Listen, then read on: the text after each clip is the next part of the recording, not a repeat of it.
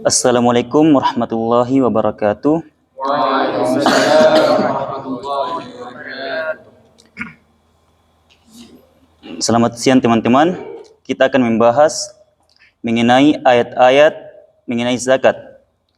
Ayat yang pertama yang berbunyi Bismillahirrahmanirrahim. Wa aqimus salata wa atuz zakah warka'u ma'ar raki'in. Yang artinya, dan dirikanlah salat, bayarkan zakat dan rukuklah bersama orang-orang yang ruku. Quran surah Al-Baqarah ayat 43. Maulana Asyraf Ali Tasnawi radhiyallahu an menuliskan bahwa dalam Islam terdapat dua jenis amalan.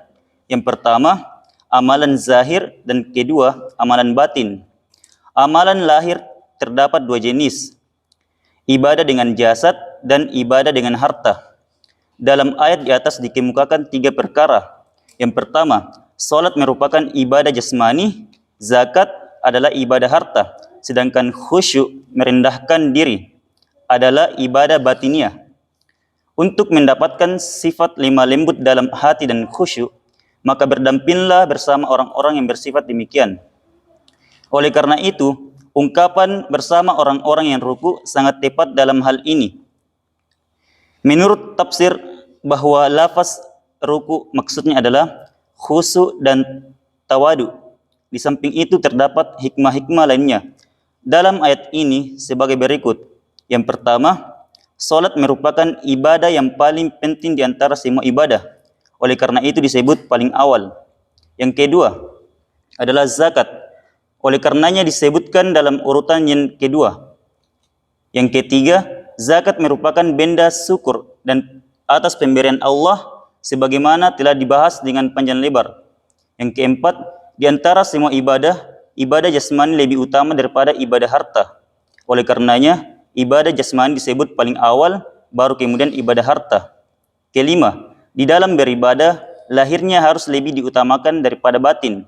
Oleh karena itu, ruku disebutkan pada peringkat ketiga.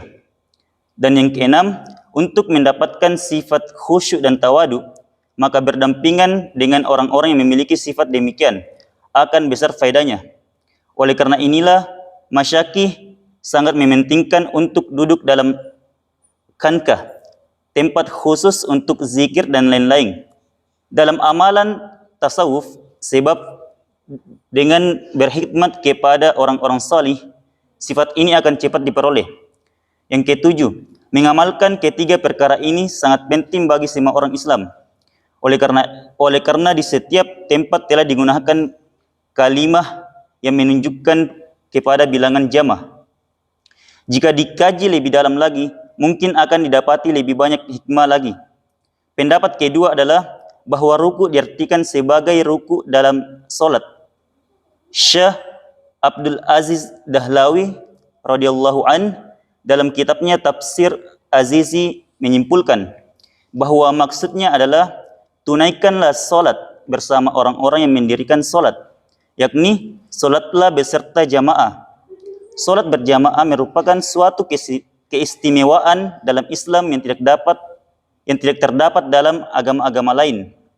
Lafaz ruku digunakan karena dalam solat orang Yahudi tidak terdapat ruku, jadi tersirat dalamnya solatlah bersama orang-orang Islam. Solat berjamaah mempunyai kedudukan yang sangat penting sebagaimana telah dibahas dengan panjang lebar dalam kitab Fadilah Solat, sehingga para ahli fikih menyatakan bahwa solat fardu tanpa berjamaah adalah tidak sempurna. Yang berbunyi Bismillahirrahmanirrahim. Wa rahmati wasi'at kulla syai' fasaktubuha lilladzi yattaquna wa yu'tuna zakah walladzina hum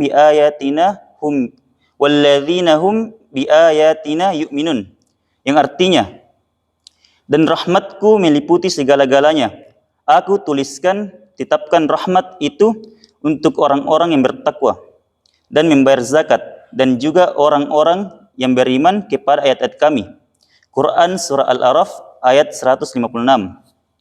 Hasan radhiyallahu an dan Qatadah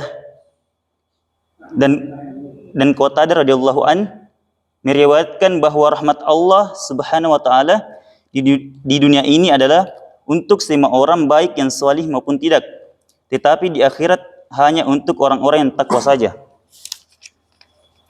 Suatu ketika orang Badui datang ke masjid dan setelah sholat ia berdoa, "Ya Allah, turunkanlah rahmat bagiku dan Muhammad sallallahu alaihi wasallam dan janganlah beri bagian kepada orang lain di dalam rahmatmu ini."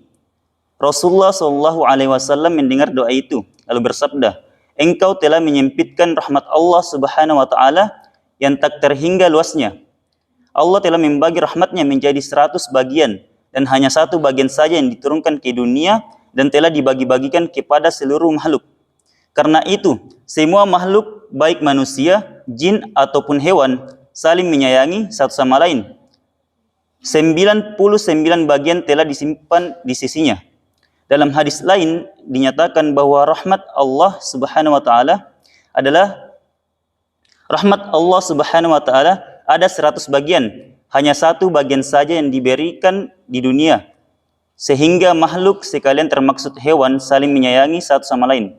99 bagian lain ditangguhkan untuk hari akhirat. Hal ini juga diriwayatkan dalam banyak hadis yang lain.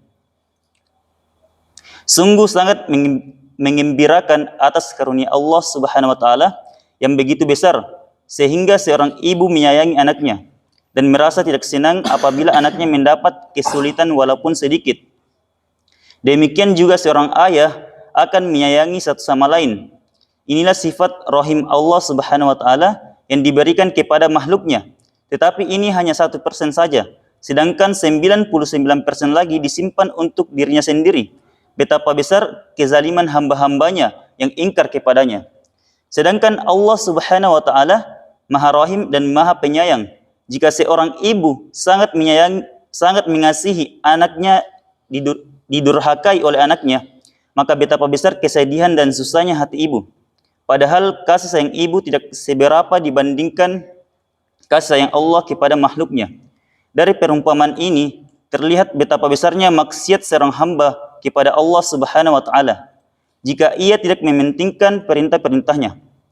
Dan adapun ayat yang ketiga yang berbunyi Bismillahirrahmanirrahim, wa ma ataitum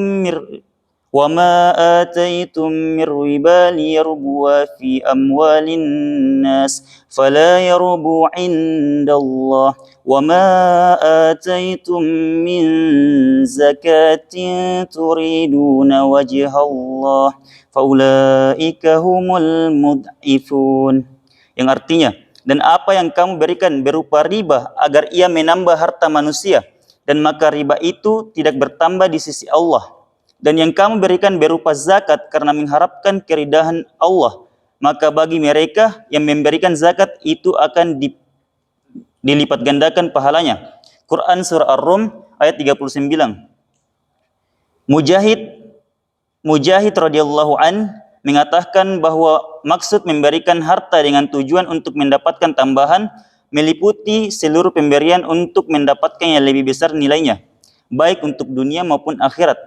Oleh karena itu, riba dan zakat disebutkan secara bersamaan dalam hadis.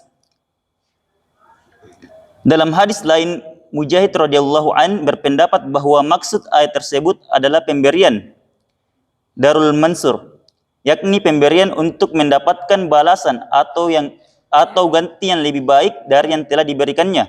Contohnya, seorang yang menjamu makanan kepada tamu karena ia mengetahui bahwa tamu yang dilayani itu akan memberikan hadiah yang lebih berharga daripada yang telah diberikan kepadanya. Semua pembelanjaan itu adalah memperoleh suatu tambahan, jadi tidaklah berpahala di sisi Allah Subhanahu wa taala, hanya pembelanjaan karena keridhaannya yang akan mendapatkan tambahan dari Allah Subhanahu wa taala. Sa'id bin Jubair radhiyallahu an mengatakan bahwa hadiah atau pemberian yang diberikan untuk mendapatkan balasan di dunia tidak mendatangkan pahala apa-apa di akhirat. Ka'ab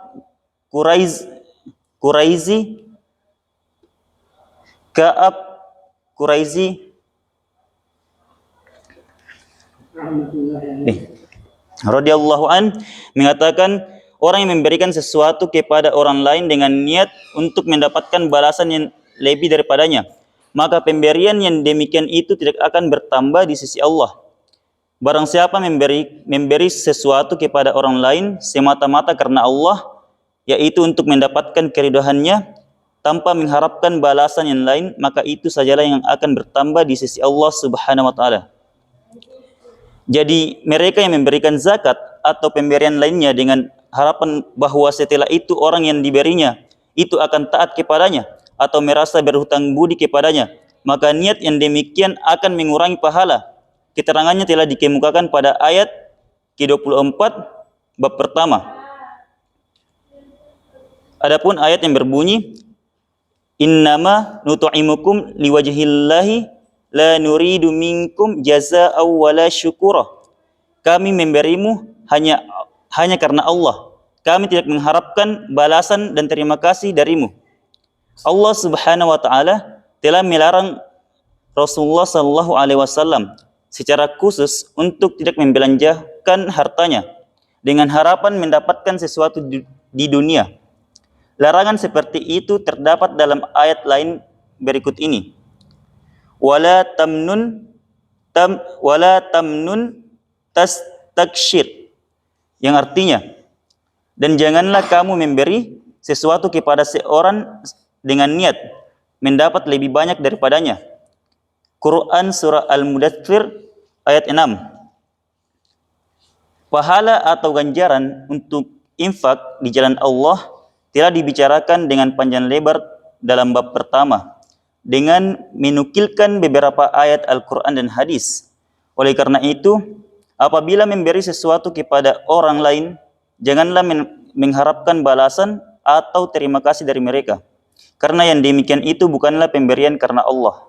Terutama dalam masalah zakat, mengharapkan balasan dari makhluk adalah sangat salah.